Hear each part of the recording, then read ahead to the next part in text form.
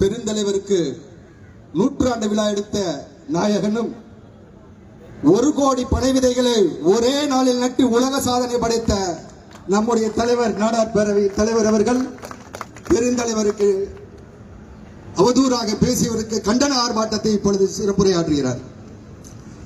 நாடார் பேரவை சார்பாக நடைபெற்றுக் கொண்டிருக்கின்ற இந்த கண்டன ஆர்ப்பாட்டத்திற்கு வருகை தந்திருக்கின்ற என்னுடைய மாநில பொதுச் செயலாளர் அருமையான சோழு சந்திரசேகர் அவர்களே, நிறைவாக நன்றியுரை ஏற்க இருக்கின்ற என்னுடைய பொருளாளர் கண்ணன் அவர்களே, நிகழ்ச்சியில் கலந்து கொண்டிருக்கின்ற அனைத்து சங்கங்கள் பெயர்லாம் நிறைய லிஸ்ட்டு என்கிட்ட இல்லை, இருந்தாலும் மகாஜன சங்கம், தட்சண சங்கம், சென்னை மாநகர சங்கம் போன்ற பெரிய சங்கங்கள், அது மட்டும் இல்லாமல் இருக்கின்ற உரையன்முறைகள், இன்றைக்கி பார்த்தீங்கன்னா கிட்டத்தட்ட ஒரு 100 உரையன்முறையை சேர்ந்த தலைவர்கள் இங்கே வருகை தந்திருக்கிறார்.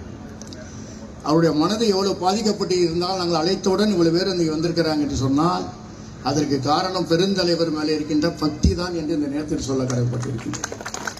இந்த நிகழ்ச்சியில் கலந்து கொண்டிருக்கிற அனைத்து நாடார் சங்கத்தினுடைய தலைவர்களே, வருகை தந்திருக்கின்ற நிர்வாகிகளே, அருமை தாய்மார்களே, காலையிலே வந்துட்டாங்க இவங்க தொடப்பத்தை கொடுங்க நாங்கள் அடிக்க போகிறோம் அப்படின்னு. அந்த அளவுக்கு ஒரு வேகமான நம்முடைய மகளிர் தாய்மார்கள் வருகை தந்திருக்கின்றார்கள்.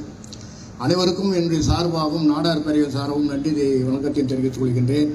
இந்த நிகழ்ச்சியை 2 நாட்களாக முயற்சி எடுத்து வழிநடத்தி கொண்டிருக்கின்ற என்னுடைய நிர்வாகிகளை அனுமதி வாங்குவது ரொம்ப கஷ்டமாக இருந்துச்சு. இந்த அனுமதி வாங்குறது ரொம்ப கஷ்டமாக இருந்தது.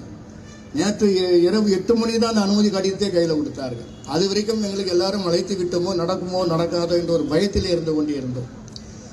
அதுக்கு காரணம் என்று சொன்னால் அதிகமான பேர் கூடிவிடுவார்கள்.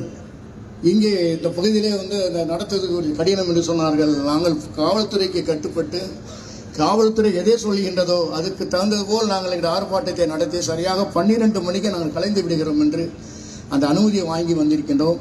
இங்கே இந்த அனுமதியை வழங்கிய காவல்துறை நண்பர்களுக்கும் வருகை தந்து சென்றிருக்கின்ற பத்திரிகையாளர்களுக்கும் தொலைக்காட்சி நண்பர்களுக்கும் நன்றி தெரிவித்துக் கொள்கின்றேன்.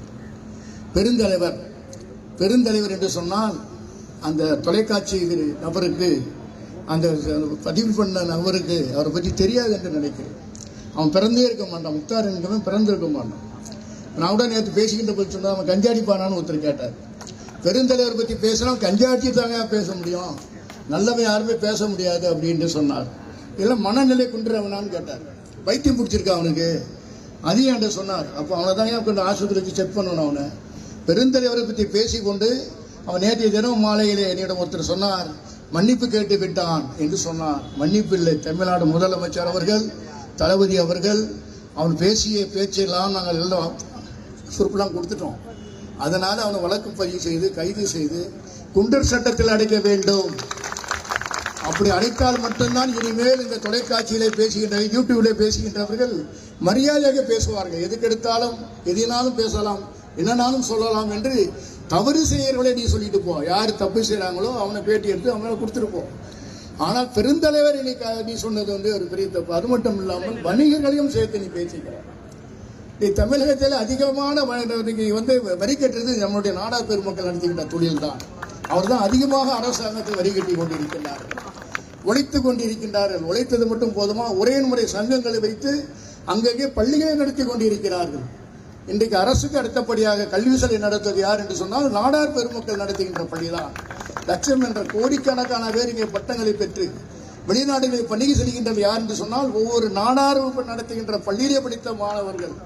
அந்த கல்வியோட சிறப்பான கல்வி என்று சொல்வார்கள். முன்னாள் அமைச்சர் ஜெயக்குமாரோட பல முறை சொல்லியிருக்கார், நான் நாடார் பள்ளியிலே தான் படித்து அமைச்சர் ஆகியிருக்கேன் என்று சொன்னார். அந்த அளவுக்கு ஒரு பொதுநலத்துடன் அவர் உருவாக்கிய அந்த நாடார் சமுதாயத்தை மக்களை நீங்கள் இப்படித்தான் வழிநடத்த வேண்டும், அறிவிற்கும் கல்விகளை கொடுங்கள் என்று சொன்ன காரணத்தினாலே இந்த தினம் அதிகமான கல்வி சாலையை நடத்தி கொண்டிருக்கின்றோம். சிறப்பான முறையில் தொழில் செய்து கொண்டிருக்கின்றோம். நாம் தொழில் செய்கின்ற வணிகர்களையும் நீ தவறாக பேசியிருக்கிறாய். கள்ள நோட்டு அடிப்பதற்கு துணையாக இருந்தார் என்று சொல்றான். கள்ள நோட்டு அடிப்பதற்கு துணையாக இருந்தார் என்று சொல்கின்ற போது எங்களுக்கு எவ்வளவு வேதனையாக இருக்கிறது.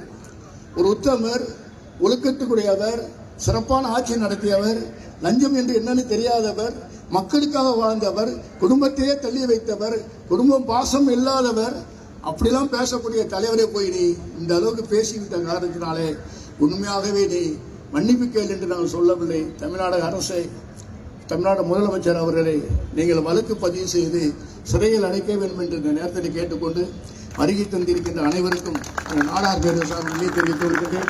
நன்றி. இவ்வளவு சிறப்பாக நினைக்கிறேன். 2 நாள் நினைக்க பார்க்க கூட நினைக்கல. அனைவரும் உங்களுடைய பணிகளை விட்டு, உங்கள் தொழிலை விட்டு, வியாபாரத்தை விட்டு, எனக்கு பெருந்தலைவர் தான் முக்கியம் நான் என்று சொல்லி வருகை தந்திருக்கின்ற அனைவருக்கும் கைகூடி விடைபெறுகிறேன். நன்றி, வணக்கம்.